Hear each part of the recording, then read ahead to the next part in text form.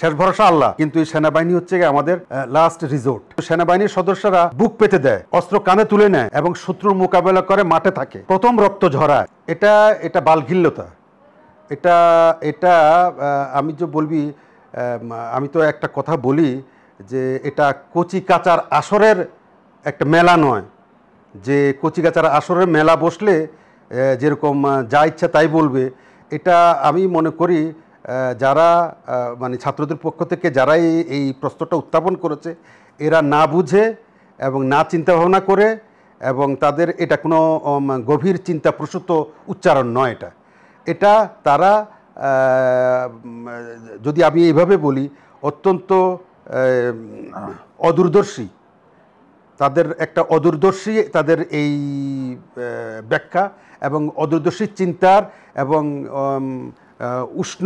উষ্ণ না, তাদের একটা শূন্য মস্তিষ্কের এক ধরনের বহিঃপ্রকাশ। এটা তারা খুব গভীরভাবে চিন্তা ভাবনা করে এই কথাটা তারা বলে নাই।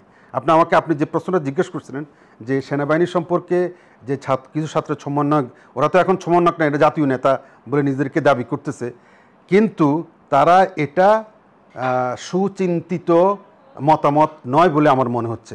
এটা কচিকাচার আসরের এক ধরনের কিচিরমিচির ছাড়া আর কিছু নয়।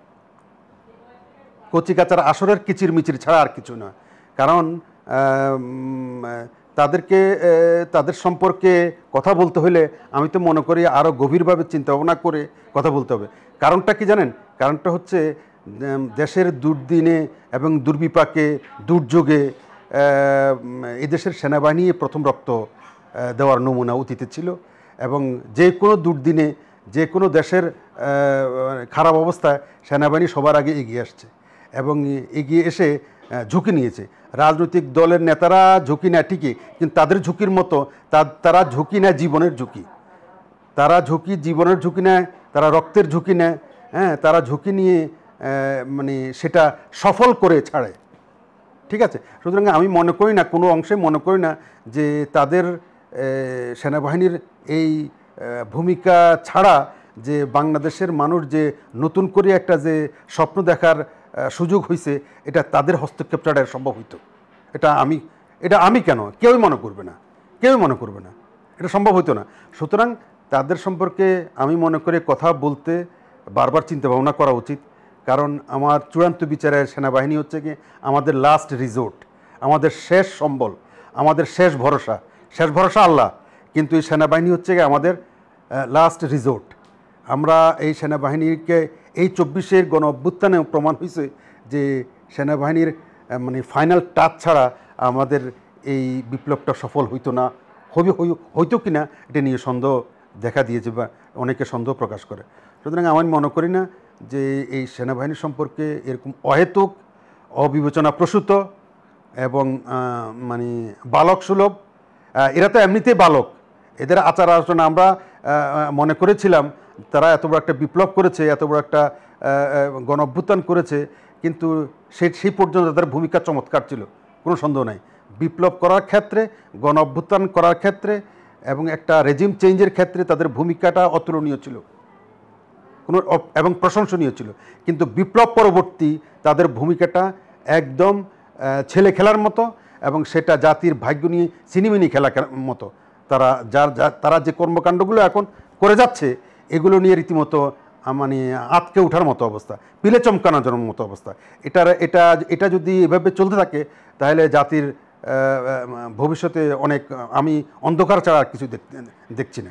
হাসানাত আব্দুল্লাহ বা সার্জিস আলম মানে হঠাৎ আর্মির প্রধানের বিরুদ্ধে পোস্ট দেওয়ার কারণটা কি থাকতে পারে বলে মনে করেন? হ্যাঁ, পোস্টটা আমি পড়েছি। পোস্টার আমি প্রথমত বলতে চাইবো এটা একটা স্ট্যান্ডবাজিতার, এটা একটা সস্তা জনপ্রিয়তাটা অর্জন করার একটা মানসিকতা হইতে পারে তার।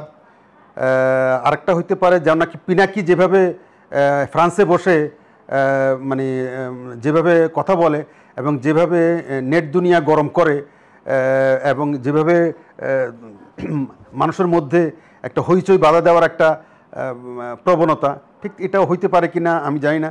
তবে এটা কোনো রাজনৈতিকভাবে সুচিন্তিত মতামতের প্রতিফলন নয়, এটা কোনোভাবেই মেনে নেওয়া যায় না। এটা বরঞ্চ এক ধরনের বিশৃঙ্খলা এবং কনফিউশন, খেয়াওয়াস, এনার্কি এগুলো তৈরি করার একটা সুযোগ তৈরি করে দিচ্ছে এটা। এছাড়া ভালো কিছু সার্ভিস, ভালো কিছু এটা ডেলিভারি দিবে তার এই বক্তব্যে, তার এই কথায় মানুষের মধ্যে একটা মানে রীতিমতো উত্তেজনা কি একটা অনুপ্রেরণা হবে এবং সেনাবাহিনী সম্পর্কে এক ধরনের জাত গেল মান গেল অবস্থা তৈরি হবে, এটা আমি দেখছি না মোটেও। বরঞ্চ ধিক্কার দিচ্ছে মানুষ আরও, যে এটা তোমার কাজ নয়, তোমার যে কাজ তুমি সেটা করো। সেনাবাহিনী সম্পর্কে বা বাংলাদেশের রাজনৈতিক দলগুলো সম্পর্কে কথা বলা এটা এবং তাদের চুলচেরা, তাদের সম্পর্কে বিশ্লেষণ করা, তাদের দোষ ত্রুটি ধরা, এই অবস্থায় এখন পর্যন্ত ছাত্ররা যায় নাই। ঠিক আছে, আপনাকে এটা মানতে হবে। এই এনসিপি, এই দলটার নাম কি এনসিপি? তো এনসিপি একটা নতুন রাজনৈতিক দল, আরও তরুণদের দল, আরও ছাত্রদের দল, এবং যদি বলা হয় এটা কচিকাচার মেলা, কচিকাচারদের দল। ঠিক আছে, কচিকাচারা শুধু কিচিরমিচির করতে জানে, মনে রাখেন। কিচিরমিচির করে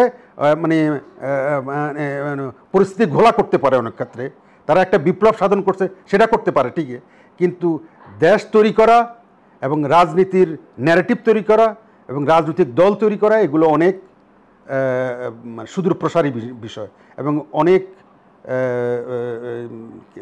চিন্তাভাবনার বিষয়, অনেক সুচিন্তিত আপনার মতামতের ভিত্তিতে এগুলো করতে হয়। এগুলো তারা এসব ব্যাপারে তারা সফল হবে সেটা আমাদেরকে আরও অনেক অপেক্ষা করতে হবে। এই জন্য দেশপ্রেমে সবাই দেশপ্রেমে উদ্বুদ্ধ হয়ে অনেক কথাই বলা যায়, কিন্তু দেশপ্রেমের চূড়ান্ত পরীক্ষায় উত্তীর্ণ হওয়া এটা কঠিন। দেশপ্রেমের একমাত্র মাধ্যম হচ্ছে সম্মুখ যুদ্ধে বা শত্রুর মোকাবেলা করা। শত্রুর মোকাবেলা করার একমাত্র ক্ষমতা সেনাবাহিনীর ছাড়া আর কার আছে বলেন তো? আপনি তো আমি বক্তৃতা দিয়ে খালাস, বক্তৃতা বিবৃতি দিয়ে খালাস, কিন্তু সেনাবাহিনীর সদস্যরা বুক পেতে দেয়, অস্ত্র কাঁধে তুলে নেয় এবং শত্রুর মোকাবেলা করে মাঠে থাকে। তাকে মাঠ ত্যাগ করার তার কোনো অধিকার নাই বা সুযোগ নাই। তার ভয় ডর বলতে কিছু নাই, তার জীবনের মায়া নাই, তার সংসার নাই, তার ছেলে মেয়ে নাই। তাকে যুদ্ধে গেলে যুদ্ধে হয় মারতে হবে নতুবা গাজী হইতে হবে, দুইটার একটা, হয়তো শহীদ নতুবা গাজী, দুইটার একটা, তার মাঝামাঝি কোনো পর্যায়ে নাই। সুতরাং আমরা অনেকেই আমরা অনেক কথা বলতে পারি, মাঠের মধ্যে মাঠ গরম করতে পারি, কিন্তু জীবনের ঝুঁকি নেওয়া এত সহজ। জীবনের ঝুঁকি একমাত্র সেনাবাহিনী নিয়ে থাকে। 70 সালেও সেনাবাহিনী জীবনের ঝুঁকি নিছে। তারপরে আমাদের প্রাকৃতিক দুর্যোগ দুর্বিপাকে তারাই জীবনের ঝুঁকি নিছে এবং তারাই মাঠে ময়দানে যে কোনো সময় এই আপনার রানা প্লাজা থেকে শুরু করে আমাদের যে প্রাকৃতিক দুর্যোগ, আমাদের যে বন্যা, মহামারী, খরা, যেটাই আসুক না কেন, এই সেনাবাহিনী প্রথম সারিতে থাকে, প্রথম তারা বুক পেতে দেয়, প্রথম রক্ত ঝরায় এবং প্রথম রক্তটা তাদের ঝরে। তারা মাঠে থাকে, তারা রাত দিন, তারা বৃষ্টিতে ভিজে, তারা রোদের মধ্যে, কঠিন রোদে, তারা উত্তাপের মধ্যে তারা পোড়ায়, নিজেদেরকে তারা কষ্টের মধ্যে থাকে। এমন কি আমি তো মনে করি এরকম বন্যার সময় অথই পানিতে তাদেরকে বিভিন্নভাবে ভেসে ভেসে তার কষ্ট করে মানুষের দুয়ারে দুয়ারে ত্রাণ সামগ্রী তারাই পৌঁছায় দেয়, তারা একটা দায়িত্ব নেয়। এবং বলা হয় তারা যেভাবে বিলি বন্টন, ত্রাণ বিলি বন্টনের মধ্যে তাদের বন্টনটাই সবচেয়ে সঠিক হয় এবং পারফেক্ট হয় এবং মানুষ সবাই পায়।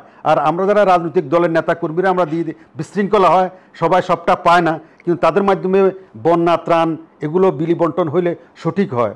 সুতরাং আপনি জাতির যে কোনো দুর্যোগ দুর্বিপাকে যারা আমাদের অতন্ত্র প্রহরীর মতো কাজ করে, যারা আমাদেরকে পাহারা দেয়, আমাদের জীবনকে পাহারা দেয়, শান্তি শৃঙ্খলা বজায় রাখে, তাদের সম্পর্কে কথা বলতে আমি তো মনে করি 10 বার চিন্তাভাবনা করা উচিত।